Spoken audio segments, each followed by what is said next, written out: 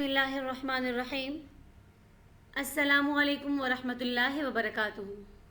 اہلاً و سہلاً اقرا معہد الحافظات بشاور شارع ورسد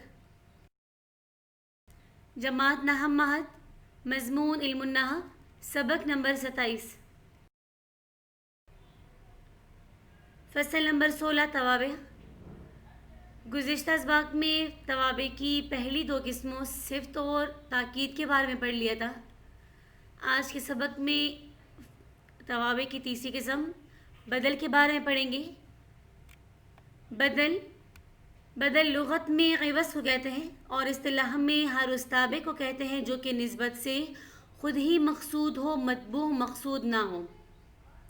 بدل کی چار قسمیں ہیں: بدل الکل، بدل البعض، بدل الاحتمال اور بدل الغلط۔ پہلی قسم بدل الکل کہ بدل اور مبدل منہ کا مصداق ایک ہو، جیسے جاءنی زید اخوک، آئے میرے پاس زید جو کہ آپ کا بھائی ہیں۔ قرأت الکتاب روضۃ الادب، میں نے کتاب پڑھی یعنی روضۃ الادب۔ بدل البعض کہ بدل مبدل منہ کے مصداق کا جز ہو، جیسے ضرب زید رأسہ کہ مارا گیا زید کا سر۔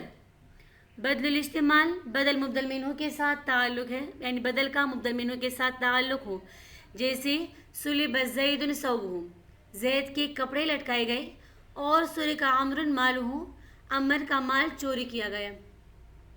چوتھی قسم بدل الغلط وہ جو غلطی کے بعد صحیح لفظ کے ساتھ ذکر کیا گیا ہو، جیسے اشتریت فرسا حمارا، میں نے گھوڑا خریدا نہیں گدھا۔ جاءنی زید جعفر، آئے میرے پاس زید نہیں بلکہ میرے پاس جعفر آیا۔ تو توابع کی تیسری قسم بدل ہے۔ بدل کا لغوی معنی عوض یا مقابل، جبکہ اصطلاحی معنی ہر اس تابع کو کہتے ہیں جو کہ نسبت سے خود ہی مقصود ہو، مطبوع مقصود نہ ہو، یعنی جس کی طرف اس چیز کی نسبت کی گئی ہو جو اس کے مطبوع کی طرف منسوب ہو، اور نسبت سے یہ مطبوع مقصود نہ ہو بلکہ تابع ہی مقصود ہو، بلکہ مطبوع کا ذکر جو کیا گیا ہو تو وہ بطور تمہید کیا گیا ہو۔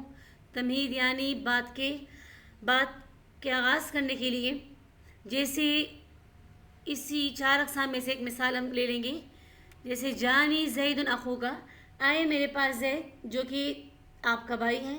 تو اس مثال میں زید کی طرف جو آنے کی نسبت ہے وہی نسبت اخوک کی طرف بھی ہے، اور مقصد یہاں پر اخوک کی طرف نسبت ہے کہ میرے پاس تیرا بھائی آیا، یعنی جاءنی زید، آئے میرے پاس زید جو کہ آپ کا بھائی ہے۔ تو یہاں پر مقصد اخوک کی طرف نسبت ہے۔ زید کا ذکر جو یہاں پر کیا گیا تو وہ بطور تمہید کے کیا گیا، بطور بات کے آغاز کرنے کے لیے کیا گیا، اس لیے بدل اسے کہا جاتا ہے کہ جو نسبت سے خود مقصود ہو، مطبوع مقصود نہ ہو۔ تو یہاں پر زید مقصود نہیں بلکہ اخوک ہی مقصود ہے۔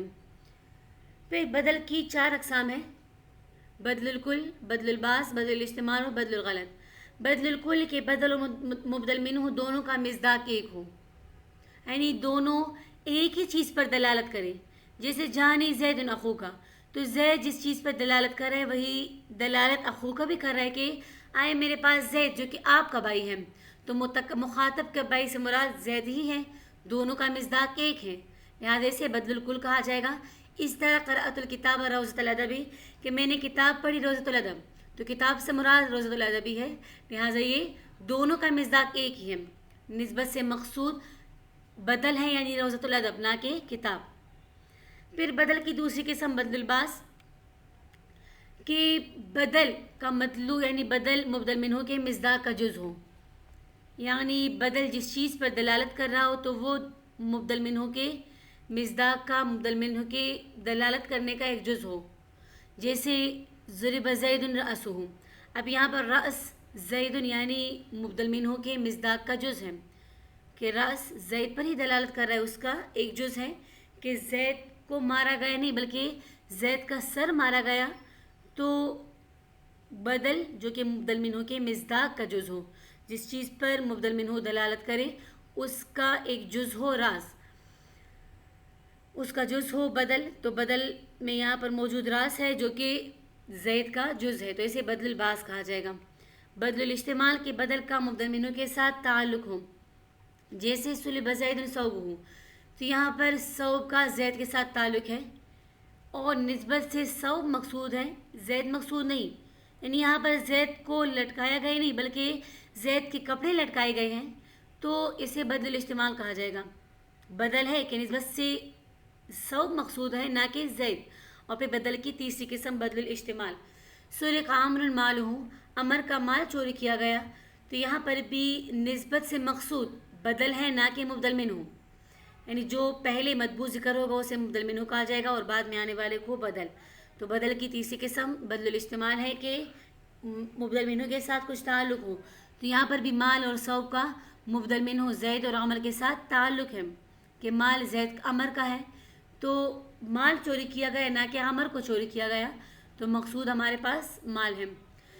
چوتھی قسم بدل الغلط، جو غلطی کے بعد صحیح لفظ کے ساتھ ذکر کیا گیا ہو، جیسے اشتریت فرسا حمارا، جو پہلا لفظ بولا جائے تو وہ غلطی کے طور پر بولا گیا ہو اور دوسرا لفظ غلطی کے بعد بولا جائے یعنی صحیح تلفظ کے ساتھ، صحیح لفظ کے ساتھ، جیسے اشتریت فرسا کہ میں نے گھوڑا خریدا، تو آگے کہہ دیا کہ حمارن، گھوڑا نہیں خریدا بلکہ میں نے گدھا خریدا۔ اور جانی زید جعفر، آئے میرے پاس زید، یہاں پر متکلم سے غلطی ہوئی کہ زید آیا تو اس نے فوراً ہی زید کے بعد جعفر کا ذکر کیا کہ میرے پاس زید نہیں بلکہ جعفر آیا، تو نسبت سے مقصود جعفر ہے اور حمار ہے، تو حمار اور جعفر دونوں یہاں پر بدل اور فرسن اور زید یہاں پر مبدل منہ واقع ہوں گے۔ ان تمام اجزاء کی تراکیب آپ لوگ کاپیوں میں حل کر کے لکھ لیں۔